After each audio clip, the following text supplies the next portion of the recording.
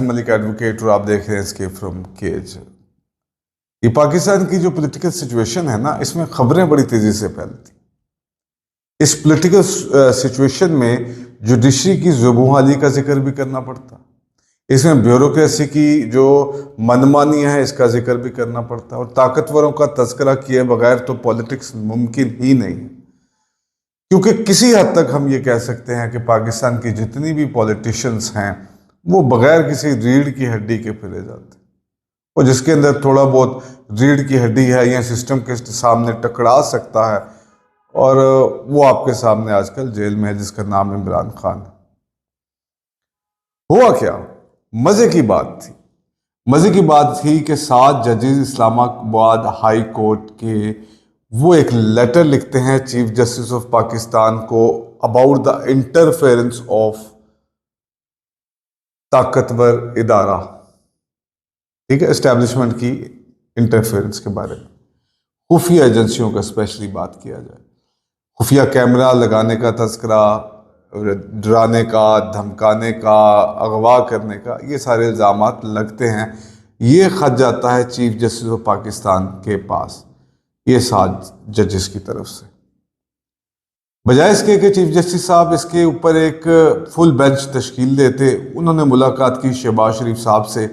Actually ये सारे के सारे इल्ज़ामात गवर्नमेंट ऑफ पाकिस्तान और इस्टेब्लिशमेंट के ऊपर थे, लेकिन फिर शहबाज शरीफ साहब ने कहा कि मैं एक रुकनी जो है एक कमीशन बना देता हूँ, और वो कमीशन अब फैसला करेगा कि इसका करना क्या है, किसने तंग किया है, हम उसके खिलाफ कार्रवाई करेंगे और बहुत सख्त सजा देंगे जिन्होंने ऐसा किया।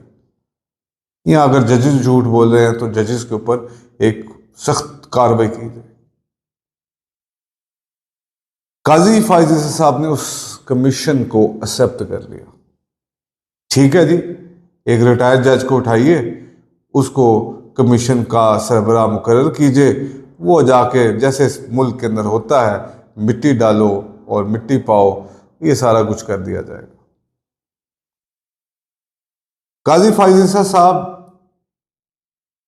अब इनके बारे में क्या बात की जाए, पता नहीं की भी जाए या ना की जाए, चले हम कर लेते।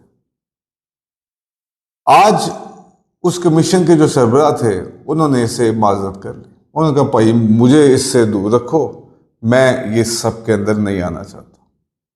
उसके बाद जो काजी साहब थे उन्होंने फौरन से एक 7 रुकनी बेंच जो था उसकी तश्कील दे दी।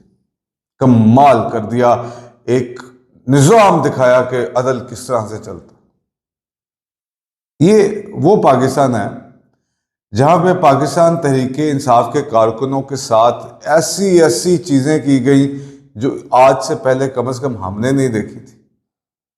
वो कोई बच्चा पाकिस्तान तहरीके इंसाफ का झंडा लेकर निकले तो उसको उठा के अंदर कर दो, उसके सामने उसके वालिदैन की तजलील की जाए, ये इन आंखों ने होता हुआ देखा है।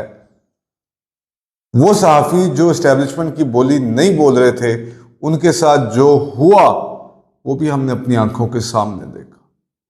अरशद शरीफ अब इस दुनिया में नहीं रहे, इमरान रियाज खान आपके सामने हैं, और दूसरे भी ब्ला ब्ला वगैरह वगैरह।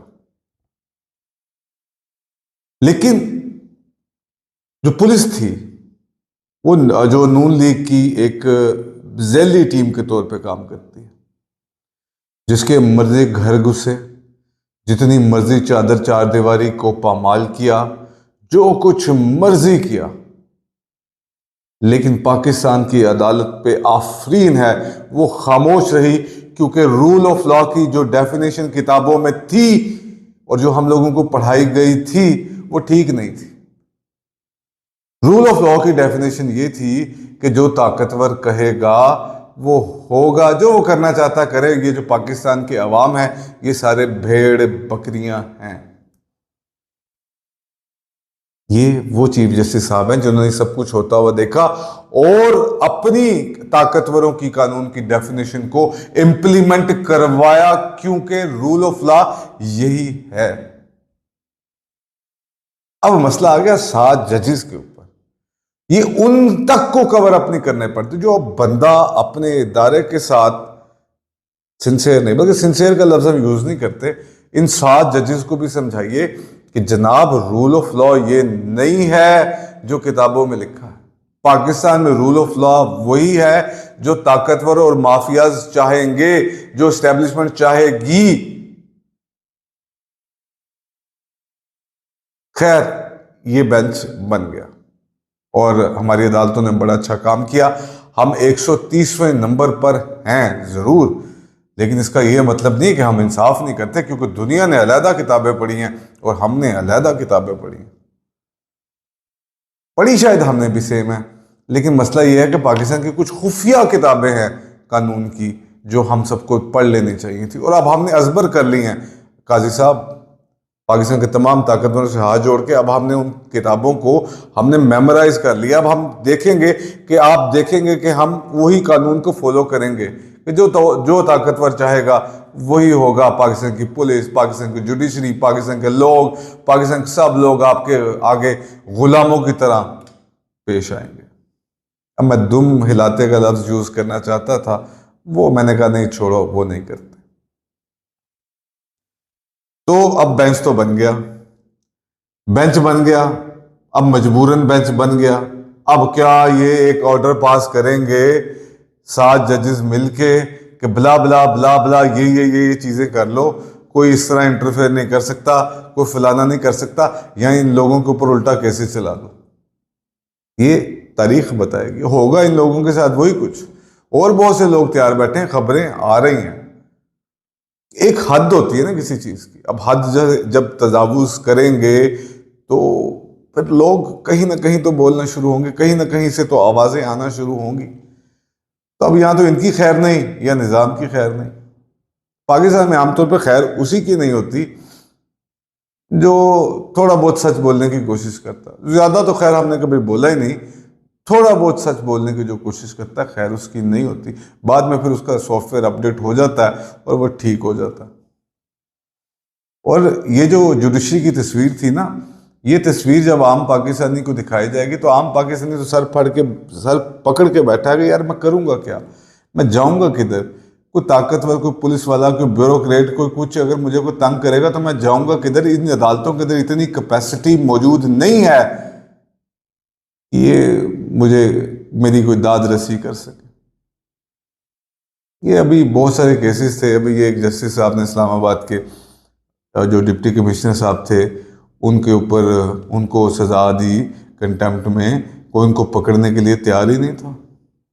ये बेवकूफ़ बेतौकीरी इन लोगों की, अब सख्त वर्ड यूज़ करने को दिल करता, लेकिन इखलाकियात इस चीज़ का मुझे इजाज़त नहीं देती कि मैं इनके खिलाफ वो सख्त लफ्ज़ इस्तेमाल करूं। अब वो बन गया, चलें अब ये आ गया आपके सामने, और अब ये काजी साहब का जो बेंच है 7 रुकनी, ये अब इंसाफ देगा उन 7 जजेस को। ठीक है, पाकिस्तानी अवाम को तो नहीं दे सका, लेकिन उनको ज़रूर देगा। ये तबकाती फ़र्क है, ये आगे आगे मैं आपको समझाऊंगा ये तबकाती फ़र्क ने किया क्या हमारे साथ और करने क्या जा रहा है। फिर दूसरी तरफ इमरान खान के ऊपर 3 केस थे, साइफर, तोशाखाना, इद्दत वाला, और दूसरा बला बला बला। क्योंकि 200 से ज़्यादा FIRs हैं, तोशाखाना तो आज उड़ गया, इस्लामाबाद हाई कोर्ट ने उड़ाया। और ये case being a student of law, जब हमने इनको देखा, जब हमने इनके बारे में सुना, तो ये तो बिल्कुल एक मजाक था रूल ऑफ लॉ के जरिए। लेकिन ये रूल ऑफ लॉ वो वाला रूल ऑफ लॉ है, याद कीजिए, जो किताबों में नहीं, खुफिया किताबों के अंदर लिखा है, जिसे पाकिस्तानी अवाम को अब तस्लीम कर लेना चाहिए भी, और कर भी लिया है काफ़ी हद तक। लेकिन कहीं ना कहीं जिद इमरान खान साहब के साथ। इमरान खान साहब अब जेल के अंदर है। अभी अगर इमरान खान साहब को बाहर निकाल दिया जाएगा तो पाकिस्तान तहरीक इंसाफ मुनज़्ज़म हो सकती है, ये तमाम इख्लाफात ख़त्म हो सकते हैं। लेकिन इमरान खान को बाहर निकालें क्यों? मैं कहता हूँ इमरान खान को 200 केसेस हैं, उसको 300 केसों में भी ज़मानत दे दी जाए तो अगले 200 केस फिर तैयार हो जाएंगे। ये पाकिस्तान का निज़ाम है।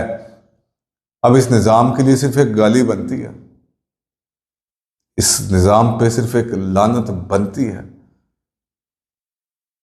मैं इमरान खान के हामी कहें, आप इस मुल्क के हामी कहें, लेकिन एक बात बताइए ये क्या तरीकाकार है? जिसके हाथ में हुकूमत या ताकत दे दो वो जो मर्जी करता रहे। दूसरी तरफ एक आम आदमी जब FIR कटवाने के लिए जाता है तो 100 तरह की इंक्वायरियां भुगतता है, ये करो वो करो फलान करो, उसके बावजूद भी किसी SHO को जब तक पैसे नहीं देता उसकी FIR नहीं कटती।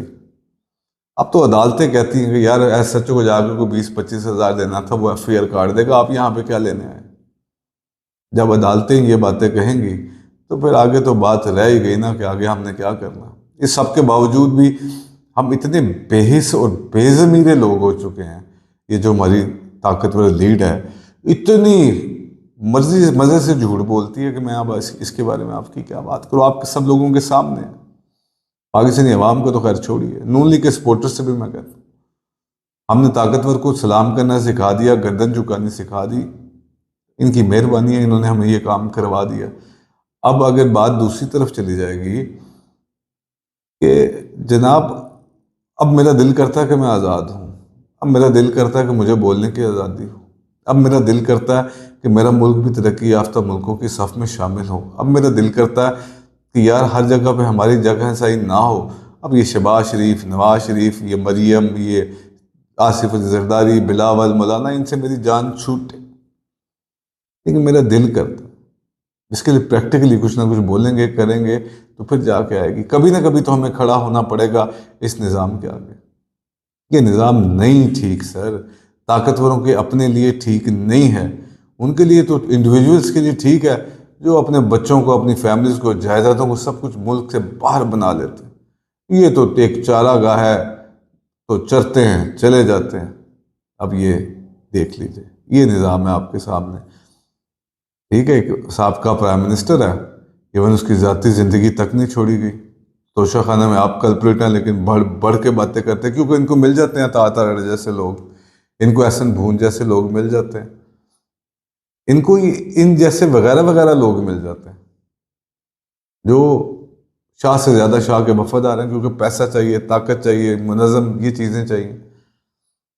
अब वकीलों को लोग बात करते हैं, लेकिन ये वकालत के अंदर भी माफियाज ही माफियाज है। आम वकील का कोई पुरसाने हाल ही नहीं है, और आम वकील फिर इन माफियाज को सपोर्ट करता है। क्यों करता है ये भी उस आम आदमी को सोचना चाहिए। अफाम 47 की हुकूमत की कार्रवाइयों की बात करो अगर, तो ये एक ऐसी हुकूमत है जिसने इकॉनमी को ठीक करना था, जो अपने लिए अब हेलीकॉप्टर ऑर्डर कर रही है, जो हेलीकॉप्टर से उतरते वक्त उनके आगे जब तक कारपेट ना बिछे तो ये ज़मीन पर पैर नहीं रख सकते। इनको जो CM हाउस का कमरा बना उसको दोबारा नया बनवा दिया जाए।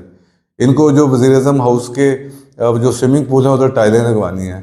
इनको मुल्कों के दौरे करने हैं, इनको जहाज़ चाहिए, इनको प्रोटोकॉल चाहिए, इनको सब चाहिए। ये सब कायम रखने के लिए नीचे एक ब्यूरोक्रेसी है, अंधी लूली कानी ब्यूरोक्रेसी, जिसको भी ये सब कुछ दे देते हैं, और वो ब्यूरोक्रेसी ये सब कुछ लेकर पीछे दुम हिलाती फिरती नजर आती है आपको। इससे बेहतर वर्ड मेरे पास नहीं था, मैं चाहता था कि मैं ये वर्ड ना बोलूं, लेकिन इससे अच्छा वर्ड मेरे पास मौजूद नहीं था। ये कारस्तानी है सारी हुकूमत की। कब तक हम देखकर सिर्फ कुड़ते रहेंगे? कब तक हम अपने जहनों में एक नफरत का बीज बोते रहेंगे? कब तक हम अपने हकूक के लिए भी खामोश रहेंगे? कब तक हम ये जुल्म खामोशी से सहते रहेंगे? कब तक ये रोज़ लेती अजियत हम लेते रहेंगे और फिर भी खामोश रहेंगे? ये सवाल आपके लिए छोड़े जा रहा हूँ, ये सवाल आपके लिए हैं, क्योंकि मगर मुझे आज़ादी चाहिए तो आपको भी आज़ादी चाहिए।